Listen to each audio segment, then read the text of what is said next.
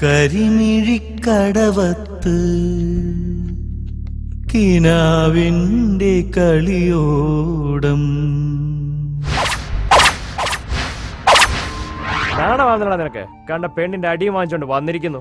ആ പെണ്ണടിച്ച അടിയുണ്ടല്ലോ നിനക്കല്ല ഉണ്ടത്, ഞങ്ങൾക്കാ. ഇനി എങ്ങനെ മറ്റു കുട്ടികളെ ഫേസ് ചെയ്യും?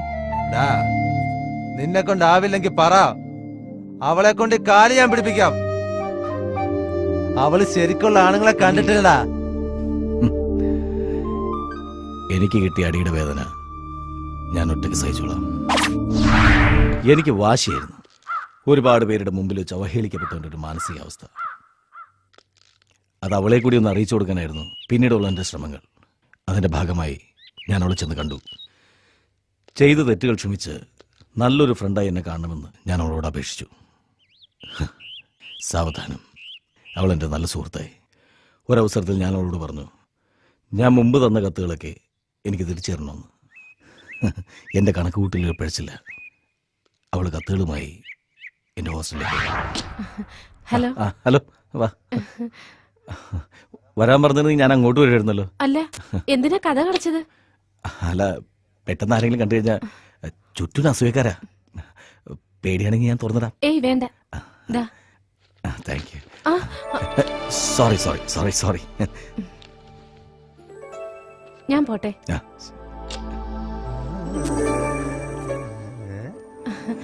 എന്താ എല്ലാരും കൂടി ഇവിടെ? ഇതുപോലുള്ള റിയാലിറ്റി ഷോ എല്ലായ്പ്പോഴും ലൈവായി കാണാൻ ചാൻസ് കിട്ടില്ലല്ലോ മോളെ. SMS നമ്പർ എത്രയാ?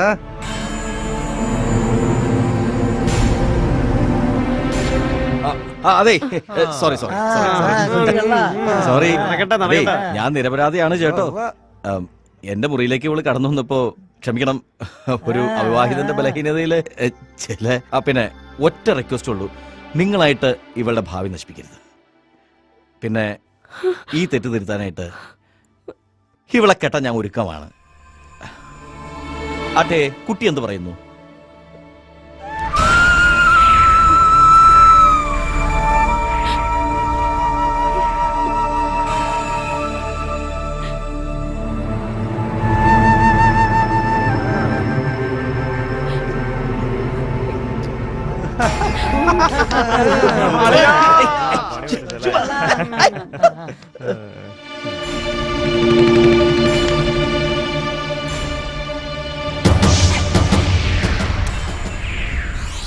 അവളൊന്ന് മുറിയിൽ വന്നത് ഞാൻ കൊടുത്ത കത്തുകൾ തിരിച്ചു തരാനായിരുന്നില്ല.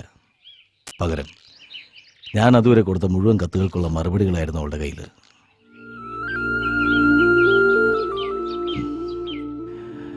അവൾ പുറമെ പ്രകടിപ്പിക്കാത്ത ഒരുപാട് ഇഷ്ടങ്ങൾ ആ കത്തുകളിലുണ്ടായിരുന്നു.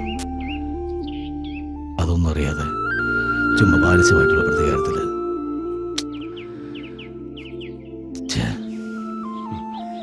കരിങ്കല്ലിലാണ് അടക്കുന്നതെങ്കിൽ ഒരു പെണ്ണിന്റെ മനസ്സ് കാണാൻ എനിക്ക് പറ്റും.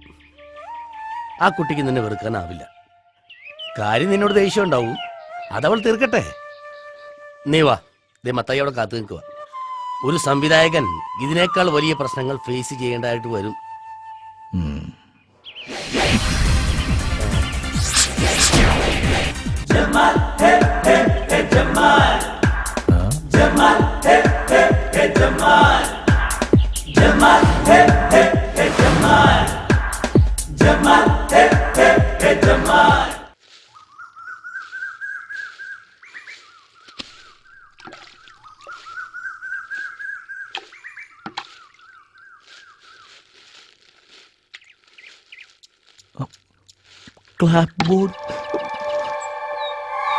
നീ എന്തീ കാണിക്കണത്?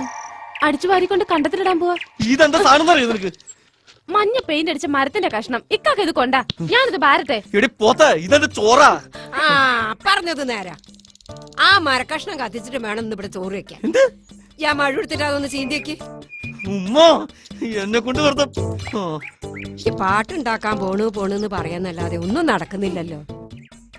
സുബേദ, ഈ അത് വരാൻ നോക്ക്. നിങ്ങളൊക്കെ നോക്കിക്കോ, നിങ്ങളൊക്കെ ഗംഭീരമായിട്ട് ഞെട്ടിക്കാൻ പോവാണ്. ഈ ജമാൽ രണ്ടത്താണി ഇന്ന് എന്റെ ആൽബത്തിന്റെ സംഗീതം ചിട്ടപ്പെടുത്തുന്ന സുദിനമാണ്. എന്റെ മോൻ പല്ല് വെച്ച് വേഗം പാ.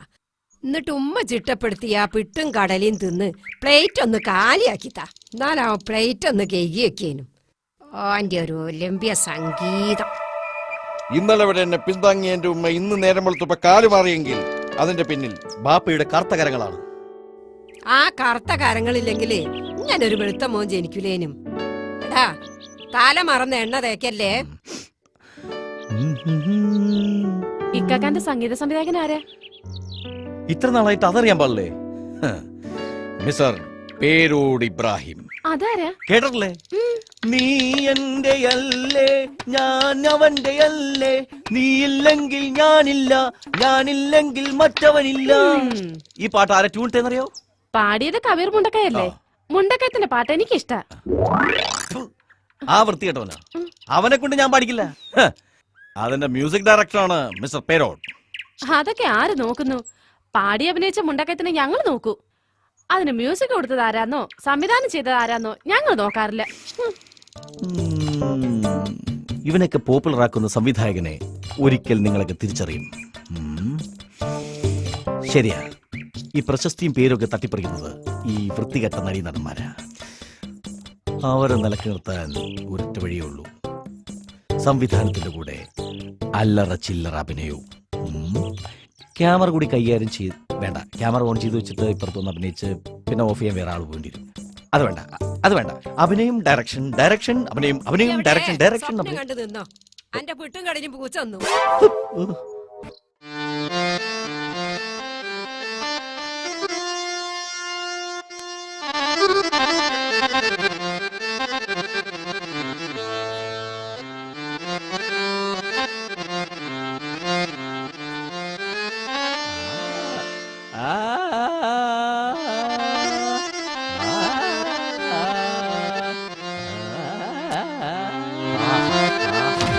കണ്ണിലെ ടൂത്തല്ലേ? തലയിരിക്കുമ്പോ വാല് പാടണ്ട. ആ പിന്നെ ചില അസൂയക്കാരായ തെണ്ടികൾ പറയുന്നത് എന്റെ സംഗീതം മോശമാണെന്ന. എന്റെ പാട്ടുകൾ ഹിറ്റാവുന്നതിലുള്ള അന്താരാഷ്ട്ര അസൂയാണ് അതിന് പിന്നിൽ.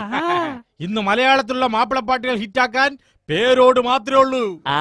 സാറിന്റെ ഏറ്റവും ലേറ്റസ്റ്റ് പാട്ട് ഭയങ്കര ഹിറ്റല്ലായിരുന്ന? ഹിറ്റുകളിൽ നിന്ന് ഹിറ്റുകളിലേക്ക്, അതാണ് പേരോട് ഇബ്രാഹിം. Excuse me. ആ വരികൾ പറഞ്ഞോളി. ആ റഫീഖ എഴുതിയിരിക്ക്. ആ തപ്ത മനസ്സേ, തന്തല്ല തപ്ത. ആ തപ്ത മനസ്സേ, ആ പിത്ത പിത്ത മനസ്സേ, ഇസ്കിൻ നിലവിലെ ഇഷ്കിൻ നിലവിലെ ഇസൽ തെന്നലാണ് സഖി. ഓക്കെ, ഞാൻ ഏറ്റുന്നേ. ഇതൊരു ഗംഭീര സാധനമായിരിക്കും. Okay okay okay okay okay. നിങ്ങൾ പാട്ട് സാറിന് കൊടുത്തോളൂ. നിങ്ങളതൊന്ന് ഓർക്ക് വായിക്കൂ.